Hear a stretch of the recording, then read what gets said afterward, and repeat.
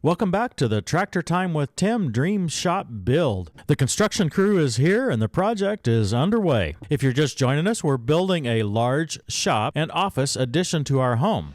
Today we're getting started on the footers for the crawl space in the office section. This portion connects the house with the big shop. We chose a crawl space for this section because we have a lot of plumbing and HVAC that needs to run under it. Originally, we had planned it to be a slab, but we later decided that a crawl space would just work a lot better. You need a flat thing on your bucket, not your... I like the teeth, do I? No, I don't like the teeth. My 2-foot bucket has teeth and a 3-foot bucket. Oh.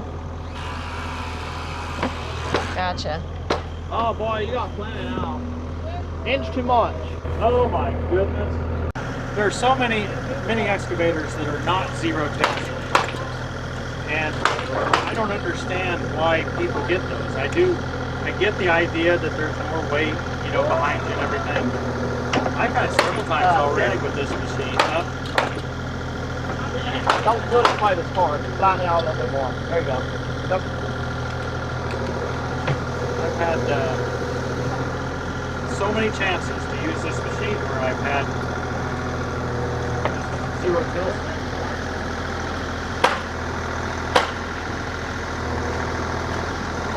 I don't have any experience digging footers, so I don't know what I'm doing, and it turns out that a manual really doesn't either. I didn't find out till much later that the concrete team usually digs all the footers, and that the only reason we were doing it here was because I had said I wanted to dig the footers. So did I save any money by digging them myself? I have no idea. I do know now that I should have used my 3-foot bucket. You'll see that in a minute. I'm going to start from here to there. This is the 15-foot center mark from there to there.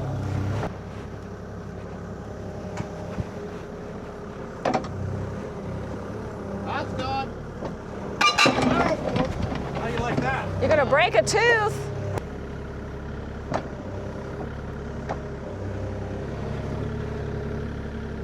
Boy, that's clay and... Inch too deep. Too bad it's all going to be covered up tomorrow. Yeah. We'll build a little bit bigger pond for you. There you go. What's a pond? Yeah.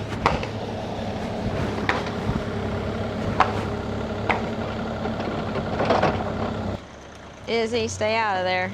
Again, I wasn't really sure what the next step was here on these footers, so I decided to get out my new compactor and make a pass or two over it to get it in the best condition I could.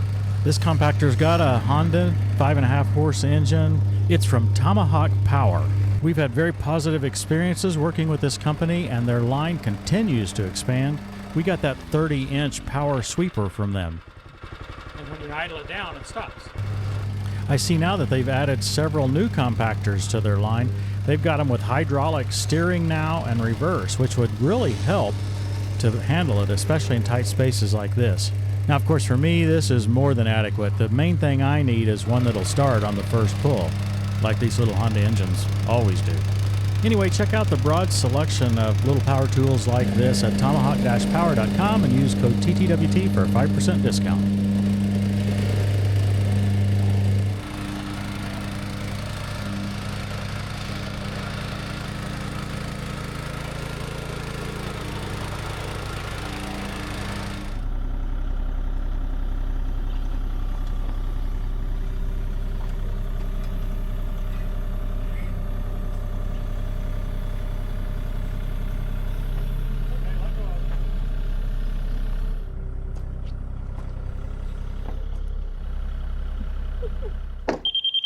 So he's setting grade here with the rebar and the laser.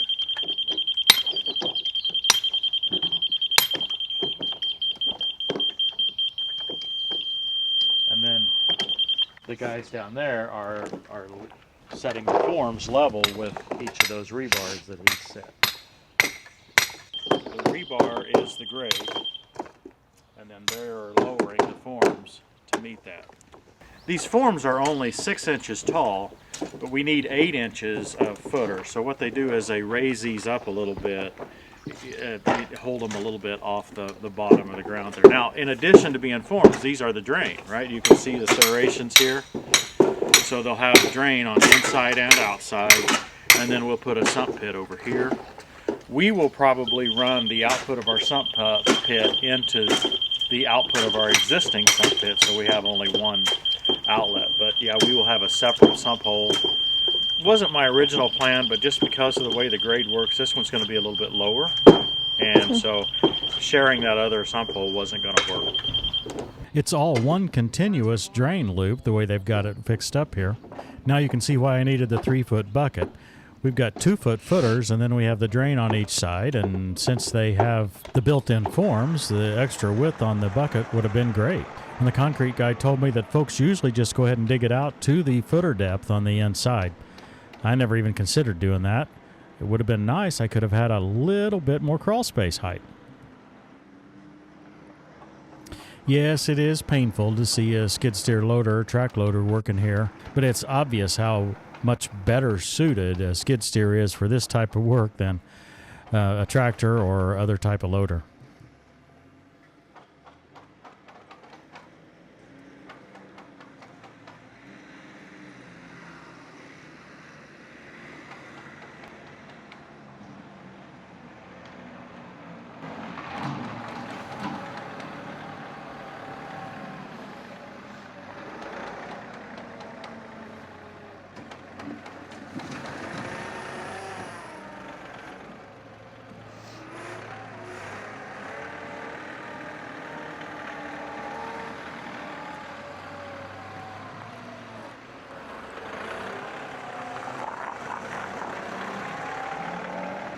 Meanwhile, the roof of the shop is getting its first formal covering. Of course, it's only the bubble wrap that they put under the roofing itself, but still, it was the first covering, and it made the barn look a lot different.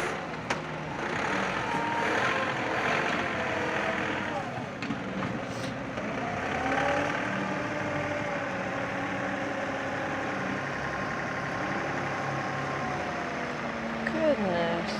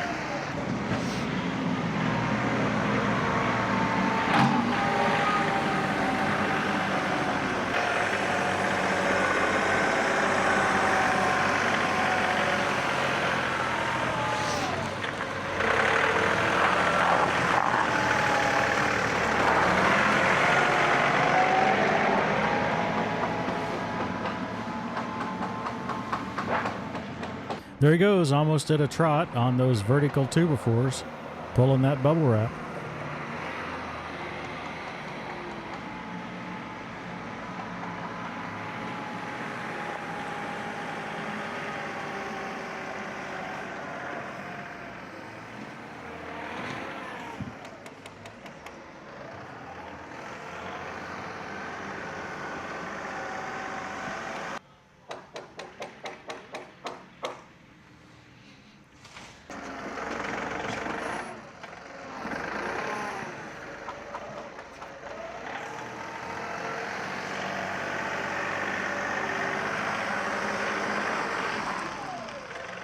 It's funny how much it's rocking the machine, the concrete truck.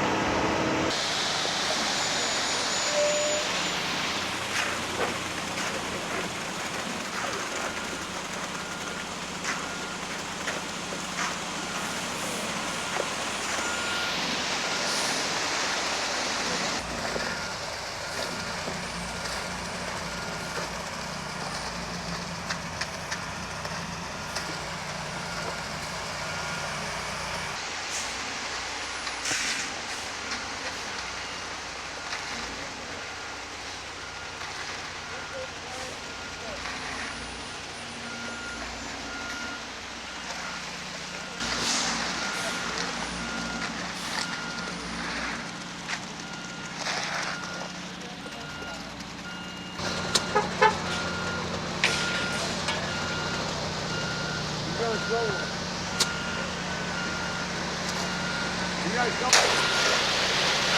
that rebar who's bringing about you today. Yeah.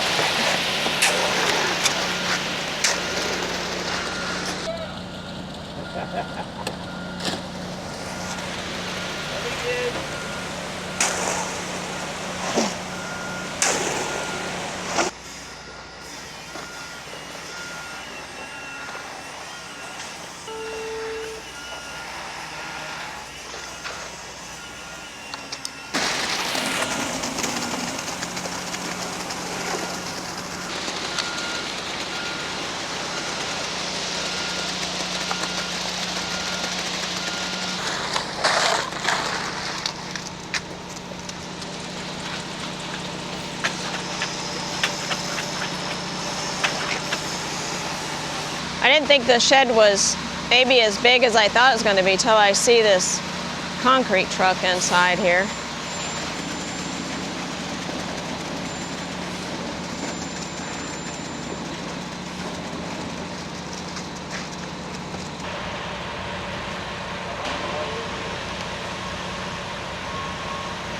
The concrete guys got done with the footers and they've got about a yard of concrete left in the mixer. Charge extra for photographs. Oh, do you? I got no money in my pocket. So this is a surprise dig.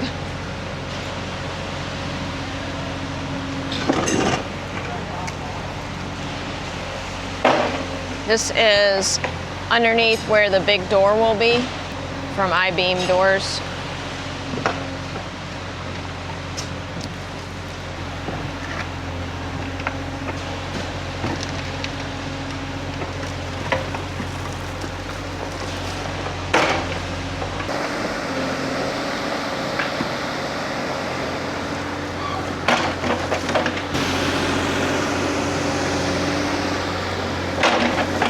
Meanwhile, they put more rebar. I assume that's set at the level for the wall.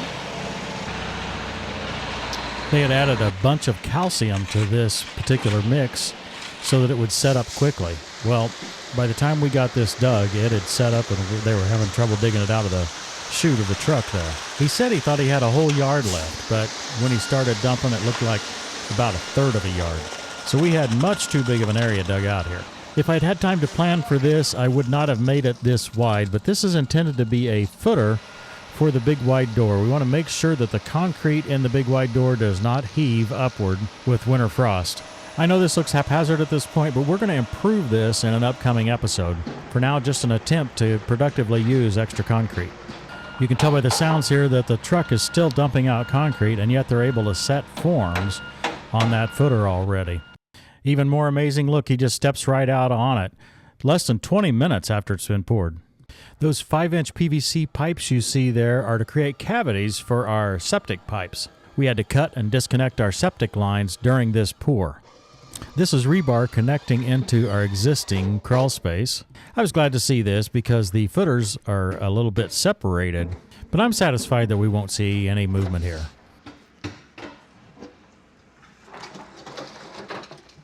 I'm going to be walled in here in a minute.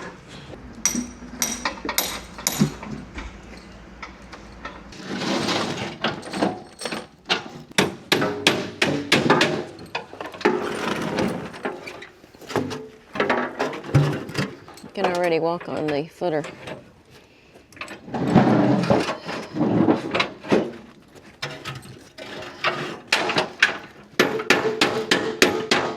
From my perspective, this particular task is not well suited for DIY. These guys have all the forms, they have the equipment, and they have the skill to get these walls plumb and straight. That would cause me an enormous amount of stress given the semi-permanence of concrete. Oh, I guess he's making that hole in the middle. That'll be a pier. Yeah, no bigger than that is. One pier in the middle would be plenty. Okay. There's going to be a furnace located right in here on the shop side to feed this office area. Not exactly sure where I'm going to position the furnace, but today's the day to decide, is the unfortunate part. So what I chose to do was to have 2 boxes put in. And they've just made, with 2x8s there, they've made a box, 12 by 24 inside dimensions, and they've mounted them right here in these forms for the wall. That's going to allow them to pour around it, right? And I've asked them to leave the frame in then, and I can put a wood door on that so I can keep that sealed off. I'm also going to have a 5-inch pipe put down there at the far end. I think you can see it, for one last hole in between the 2 facilities. I intend to use that one for an outside sink. What I mean is a sink in the shop to connect the drain internally.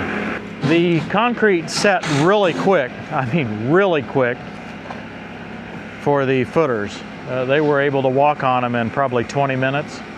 It was amazing. So now, I mean, you can see they're just stepping on them with reckless abandon. Yeah, they can't even drive rebar through it. Yeah, so they had to get a drill there to drill a couple of holes at this point, and it's only been less than an hour since the concrete was poured. There's something about concrete to me that's just more permanent, right? So I get more nervous when I have to plan so far ahead. You know, I can't really easily poke through it, and so it's yeah, getting those plans right is just difficult for me. There goes Christy and her little Sparky, as we call it. There's only 3 guys here from the normal building team today. The concrete team's a different team, and they're trying to do all sorts of crazy things here with my forklift and their telehandler, and they really just don't have space for all this. The telehandler doesn't have room to square up there.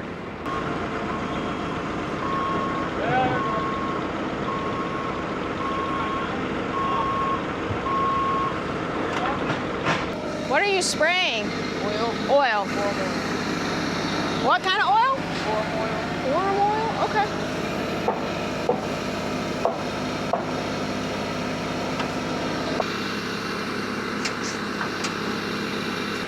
So the oil is to make sure it doesn't stick to the walls.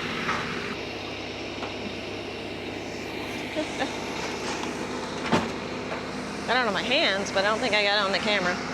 The board you see there on the top of this one is for the brick ledge. That'll be what the bricks sit up on.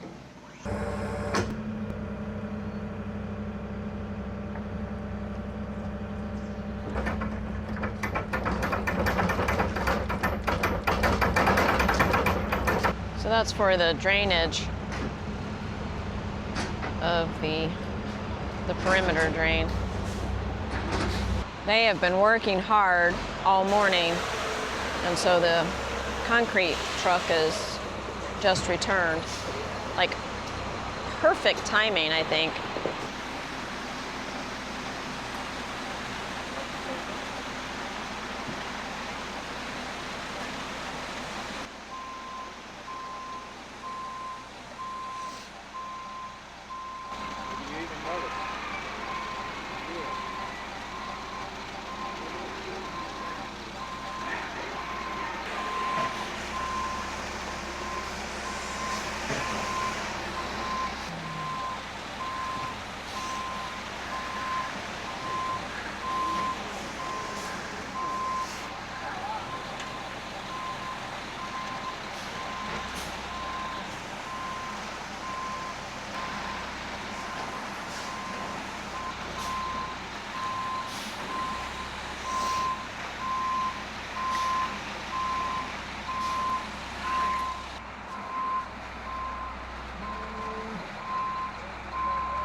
Look how that vibrator works. It worked well. I just wish they'd have used it a little bit more. They didn't get a perfect job under that brick ledge. The material was coming out so fast, and that little chute they had made just couldn't direct it quick enough, and so they were really rushed on this particular side. Just a little bit slower would have made for a better job.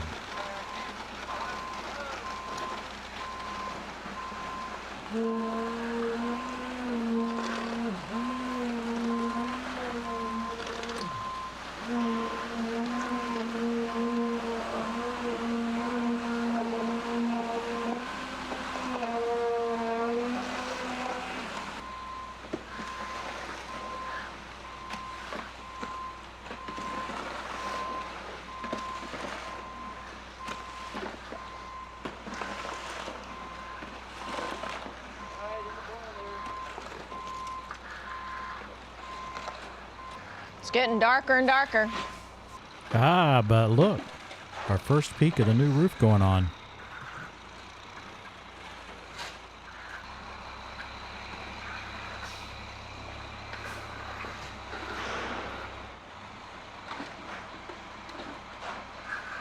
Now with those two boxes so close, it'll be interesting to see how hard it is for them to fill in all under there.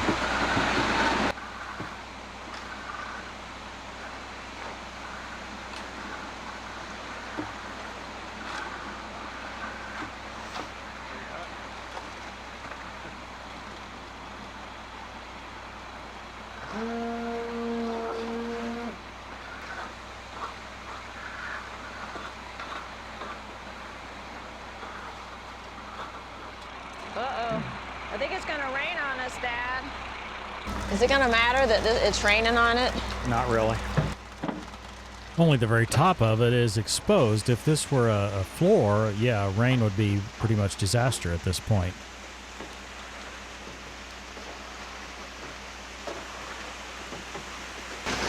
Oh, they've got to rake it all the way to the corner, or to the house. They don't have any more trough, do they?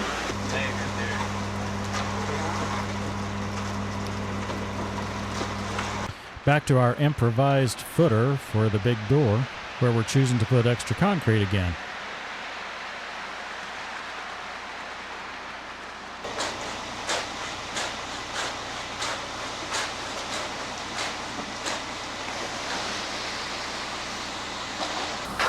What's your name? Devin? Devin. Yep. How long you been working with cast concrete? Cast concrete, I've been with them about 4.5 years. Cool, 4.5 years. Ain't a bad job at all, I like it. Is it hard work? It's not bad, it's just kind of what you make it. Some days are long and hot, but outside of that, I mean, it's a pretty good job, keeps you on your toes. There you go. Is that all he's got?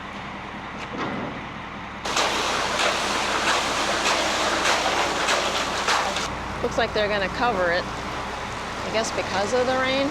They covered this side because it was getting all the flow off of the roof. We went out for a quick bite to eat, and by the time we got back, they had all the forms off. You can see what I mean about the brick ledge here. It'll be fine, of course.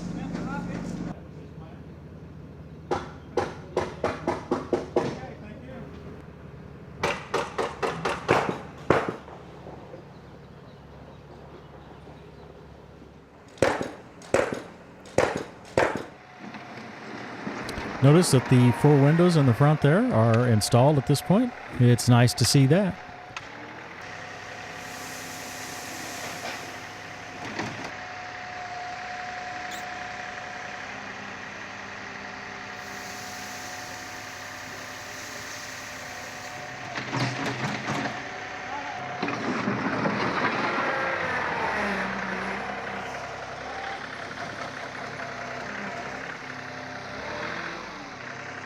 The team's gone home for the day at this point, and I need to get the rest of that pea gravel put in there. It's so nice to have just a relaxing tractor project to end the day. A lot of progress in this episode, but there's a lot more work ahead. Stay tuned for the latest updates and check out our playlist 2025 TTWT Dream Shop Build for all the history of this project. Thanks for watching, everybody. We'll see you next time on Tractor Time with Tim. Brace yourself like a man. I will question you, and you shall answer me. Where were you when I laid the earth's foundation? Tell me, if you understand, who marked off its dimensions? Surely you know who stretched a measuring line across it.